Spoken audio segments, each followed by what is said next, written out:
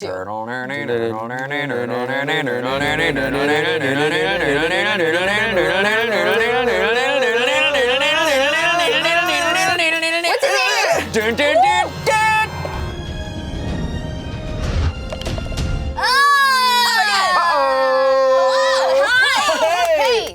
A murder has occurred. It's definitely real and not fake at all, and we are going to solve it. Welcome back to Board AF. Today we are playing Death at the Dive Bar, a To Hunt a Killer board game where the four of us are going to try and solve a murder. We got a whole box full of clues. And our brains. And our brains. And they said I could help. Anyways, like the video if you like murder. Shoot. Like the video if you like games. I love murder. You ever solved a murder before, Shane? Oh, yeah. No. Kim, you ever solved a murder before? Yeah, my own. Ooh, Yeah, nice. I stopped it. Her arms were cut off. Her legs were cut off. Her ears were cut off. Her eyes were cut off. Let's play a game. We're all going to work together to solve this. I will say, there's going to be spoilers ahead for the answers to this game. Clearly. Yeah. There are, of course. Essentially, there are a bunch of suspects in this box and a bunch of clues that could lead to them. Yep. There are 3 different categories that we need to solve, and in theory, if one person fits all 3 of those, we should have the answer as to who did it. Those 3 are means, motive, and opportunity. Means, did they have the physical ability to accomplish that murder? Motive, did they have a reason to? And opportunity, could they have possibly been there when it happened? And then at the end, we'll check the solution envelope and see if we were right. So these are all of the clues. The only instruction in here is to start with this. This is from Gray Investigations. This is about our case that we've been assigned. Nice, nice. All right? Hell yeah. Hello, investigator. I'm so glad you've joined Gray Investigations. Your client, Carmen, was struggling to get anyone to listen to her before she came to us. I don't know what the local authorities were thinking when they ruled Nick Webster's death an accident. There is no doubt in my mind Nick Webster was murdered. It's just a matter of figuring out who killed him. Carmen's already managed to identify 4 clear suspects, each of them more than capable of committing the crime. I am enclosing all of the evidence Carmen sent. As you review her notes, remember, a good investigator never takes a suspect at their word. Oh, and I should warn you, a little familiarity with code breaking often comes in handy in cases like this. I've left you with an example of one of the most common types of codes I've encountered to help you get up to speed. You should have what you need to find the killer if you are able to interpret the evidence. Good luck. Michelle Gray, private investigator. So if everybody wants to take a piece of evidence and see what they find, this is everything that was forwarded to us. I'm assuming these are our 4 suspects. Let's see them. We've got Donna Goddard, female, 5'8", real estate agent at Hoosier Realtor. Handled the sale of the bar when Nick bought it in 2005. Last person to leave the bar the night Nick died. Left maybe an hour before closing time, which is late for her. She seemed on edge, but when I asked if everything was okay, she shrugged it off. Left a note on her menu and a matchbox on the counter for Nick, but he never got the chance to see it. Nick is our victim, our Nickdom. When I asked about the stuff she left at the bar, she got really anxious and said, "We shouldn't talk here," and hustled me out of the house in a hurry. Tried to call her, no answer. Called her office, and they said she left on a business trip. Not sure when she's supposed to get back. Oh, and that's just suspect number 1. That's a suspect. Can we Joan. about Joan Campbell for just a minute? Probably did it. Female, 5'6", been arrested before for assault. In 1997, they were arrested for trespass in 2011, and then they had a divorce. They're a bee farmer. So if the suspect was stung to death, that is maybe something we could ask Joan about. Exactly what's going on. You're so right.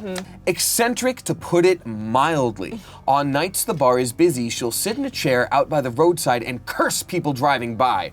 And not foul language, she genuinely believes she's putting hexes on people. All right, Joan sounds kind of tight. There you go. Yeah. I was like, No way she did it. Saige will like her in 3, 2. All right, we could hang out. Went over to her place hoping to ask some questions, but she said she won't talk to interlopers from Old Scratch bent on destroying life. She then threatened to shoot me if I didn't get off her property, so I left. I've never understood why she hates the bar so much, just that the bad blood goes back a long time. All right, okay. Would you like to read a little bit about Chris? I would, because he's a damn cop. Oh, Oh, Chris is her bastards. I think he did it. Chris Thompson, a man, 5'11", blonde, brown eyes. A little suspicious if you ask Looks a me. little murdery. Looks sus. Visited him at home. He seemed annoyed at first, but let me in. Probably didn't hurt that I brought pizza. Snooped around a bit while he was in the kitchen getting plates and stole an opened envelope that was at the bottom of a pile of mail on the table. Mostly talked about hobbies. He's in the hiking club too, apparently. Said that he's been helping Sherry with some stuff around the house. Just trying to be a friend in her time of need. On my way out, I took a peek into his car and noticed something that might be useful. So I'm guessing that like ticket thing, that might be his. It looks like it was, something Have by his him. vehicle listed. Toyota Prius. If this is from our boy Chris, at 3:31, there was a traffic stop, a silver Lincoln with taillights out on 66 in Eagleton. Ran into him at the Limestone Diner, gave me a bunch of platitudes about moving on with your life. He went to pay his bill and left his pocket notebook sitting out on the table. Couldn't resist tearing out a page. Too bad I didn't get more. Showed up at my house later that night, scared me half to death banging on the door. Accused me of theft, threatened to press charges. I know he won't. If he couldn't even figure out that Nick was murdered, there's no way he'll be able to prove anything. Now, my question is, why'd this guy do it? Right? Right? He did it. Would you tell us about Sherry? Yeah, oh, we're 'Cause gonna there's find out a about Sherry. major about Sherry. Wow. Okay, Sherry Webster, one thing I've already noticed, Sherry Webster is Nick's wife. Born April 2nd, 1982, she's female, 5'7". She drives a silver 2015 Mercedes-Benz GLA. She and Nick were sort of an odd couple. She's so polished, and Nick, at his best, was kind of a mess. A lovable mess, but the kind of guy who buys a round of drinks for the whole bar, then forgets his wallet. She could be kind of hard on him sometimes, but he was crazy about her, called her the love of his life. She broke the news that she doesn't have plans to reopen Old Scratch. That's interesting. Sounds like there's a bit of resentment about the tavern, perhaps, maybe in their marriage. Interesting. Very interesting. Stopped by the Webster's house to drop off some condolence cards. Told me she was staying at a friend's house the night Nick died. Oh, That's so her alibi, quote unquote. Okay, We'll see. so we'll need to cross-check the alibi. When I brought up the possibility of foul play, she absolutely refused to consider it. Nick had been behaving so strangely, seeing things that weren't there, drinking too much. I'm sure he didn't even realize what he was doing. Oh. She looked like she was about to start crying, so I didn't stay much longer after that. And that is it for Sherry Webster. So, Sherry is Nick's wife that doesn't think he was murdered, which is very, very suspicious. Yeah. This is the envelope that was lifted off of the cop's table.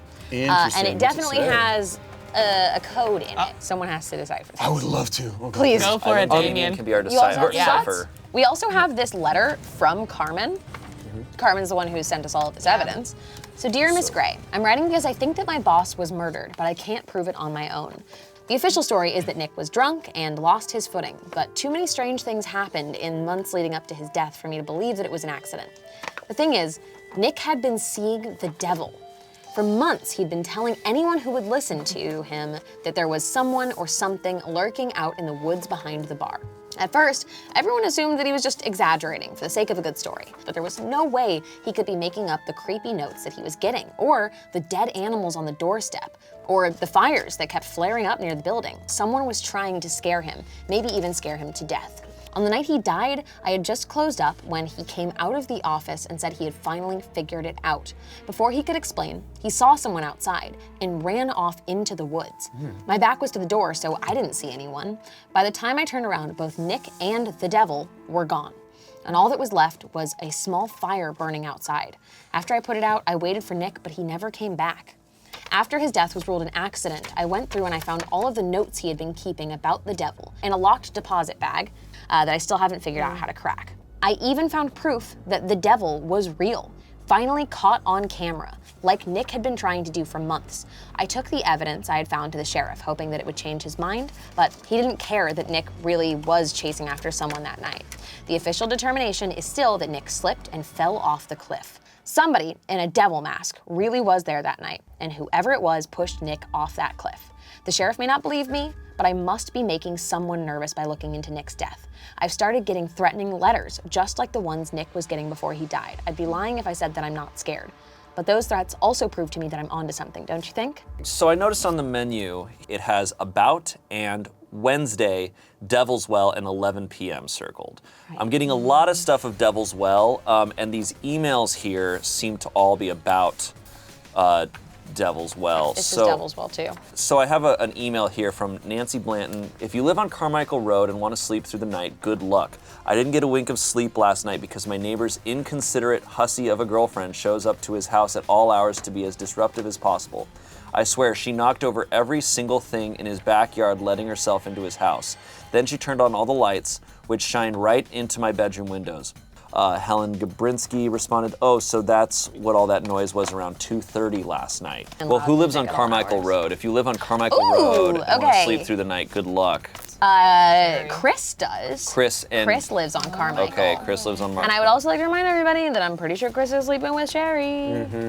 This one is Mia Roner. Hey, I know it's last minute, but if anyone is going to this banishing ceremony out by Devil's Well tonight, I've seen flyers for it around town, and it sounds cool, but also I don't want to get murdered or whatever.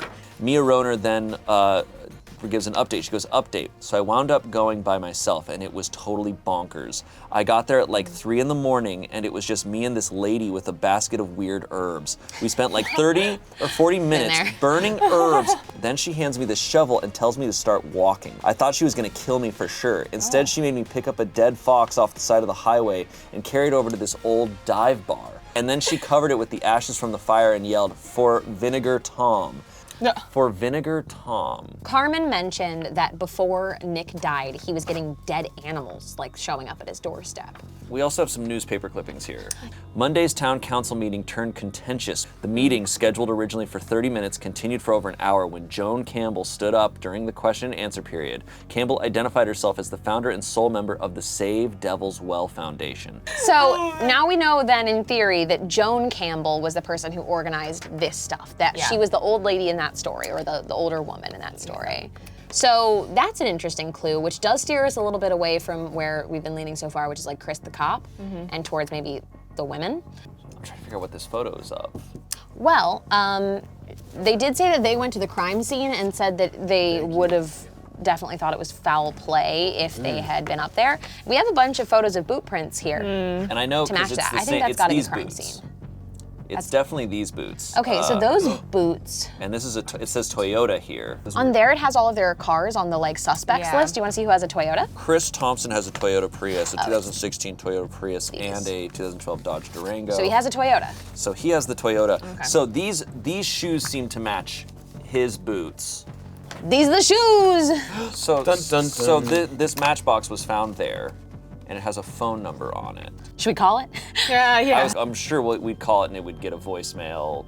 That would Should we be- try it? That'd be kind of, let's Yeah? see. Who's Why down to- not? That's so Are you cool. down to call it? That's you really know I'm fun. down to call it.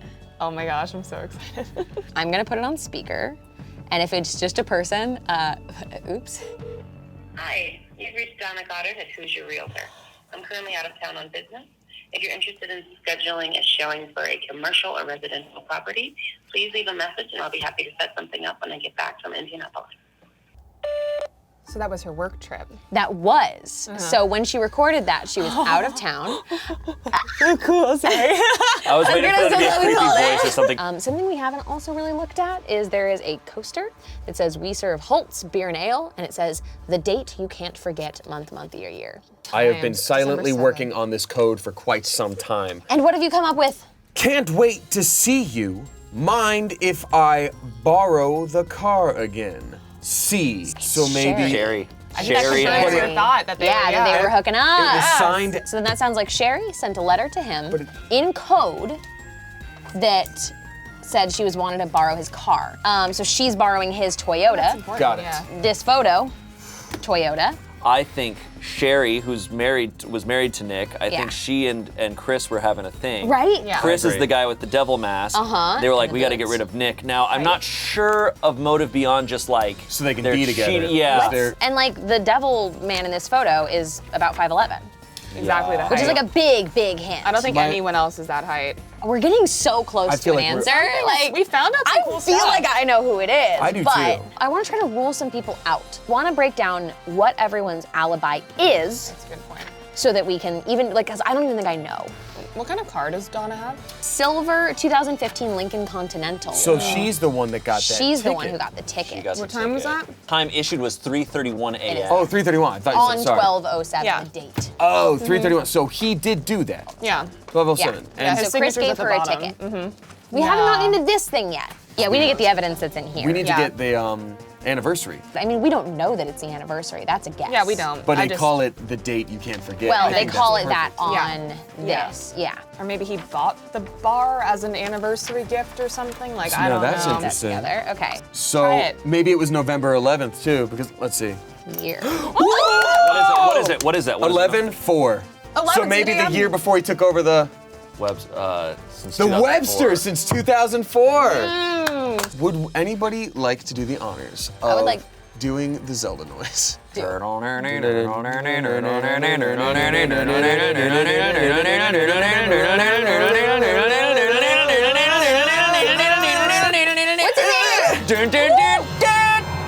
It's emails and a letter Okay. to Sherry. Oh. Can I Oh, read there's out- another cipher in here. Hell yeah! Give me another hour and a half, and you got it. This is his last will and testament. I'll get that 20 y'all. Oh. Shit. So these are some no. emails from Tate. What's your name? Taint? What's up, Tate? Thought I'd see you after history class, because you're history. We believe Taint to be the murderer. Why? Because he just hates everything. I'm afraid your husband, Tate, has passed. This was on October 18th from Sherry to Tate. Mr. Travert, thank you for taking the time to speak with me this morning. My husband and I have been so troubled by what's happening at the bar, and honestly, it would be such a relief to not worry anymore. Running Old Scratch means so much to Nick, but these days I can't shake the feeling that something terrible will happen to him. As you can imagine, he's been so preoccupied recently, so he asked me to handle the sale directly. I hope you understand. Dear Mr. Travert, I'm so glad we were able to come to an agreement. Nick and I just need a few weeks to put our affairs in order, and then we should be ready to finalize this deal. Thank you for your patience. Dear Mr. Webster, I apologize for reaching out to you directly. I understand you're a busy man, but since I haven't heard back from your wife about our latest offer, I thought I'd try you instead. I assure you we are still highly motivated to acquire the property. If there are any aspects of our offer which I can provide clarification, please don't hesitate to ask. This is giving Sherry motive. Sherry wanted to sell the bar, but he was not going to be in on it. So what's going on in that last will and testament, Shane? Oh, shit. Get in there! Disposition of property. I bequeath the remainder of my estate and following beneficiaries. A, to Joan Lavina Campbell of Perdition, What? Indiana, by way of apology for the Whoa. trouble she has suffered because of me. I leave the amount of $5,000 in support of the Save Devil's Well Foundation. Okay. Should she fail to survive me or for any reason refuse this bequest, this amount shall be donated to the Perdition Animal Rescue Society in the name of Vinegar Tom.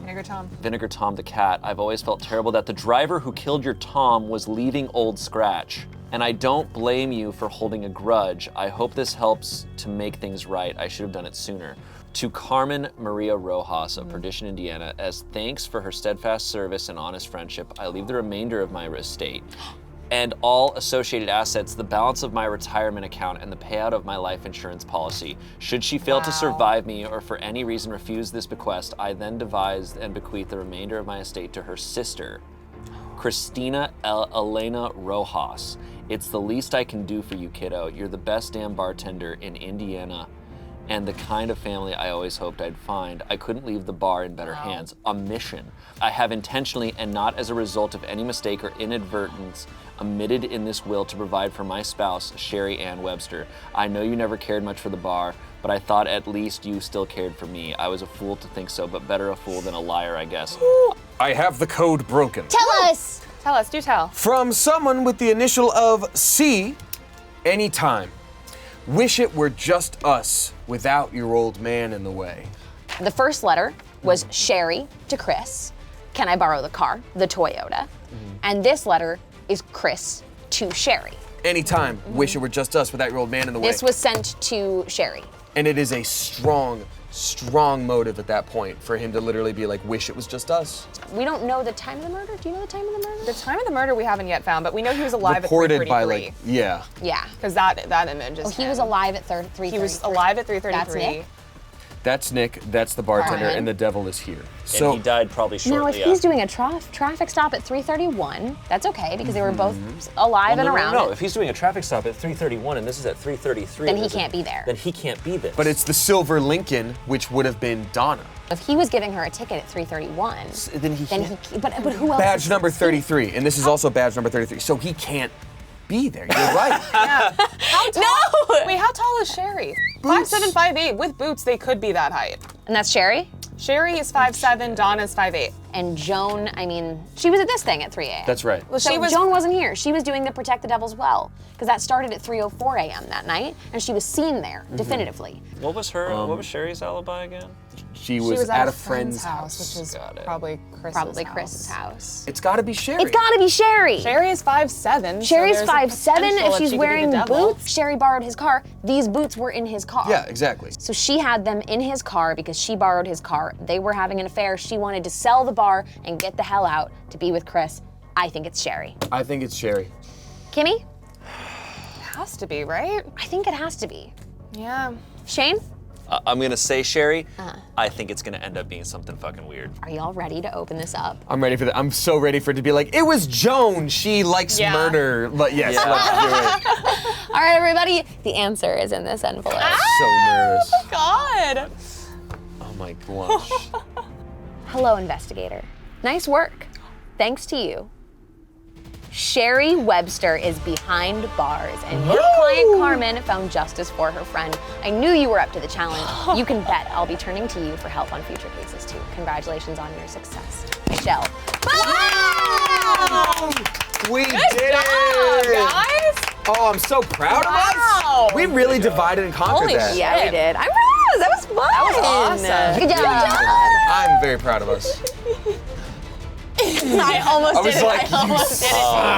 I wouldn't. Thank you so much for hanging out and helping us solve a murder. Did you get it? Did you guess correctly? Let us know in the comments. Don't lie. Don't do it. Tell us if you got it right. Also tell us where you were on that night at 3:33 in the morning. Be sure to dox yourself in the comments. Yes, exactly. And hey, if you liked watching us solve a murder, like the video, subscribe to the channel, hit that little bell, and you'll get a notification every time that we post a new video. It's pretty sweet, and if you're not done yet, there's a video right over there that you can watch. Oh my God, there's another one over there. Oh my God, it's coming right at me. Ray? Go watch it.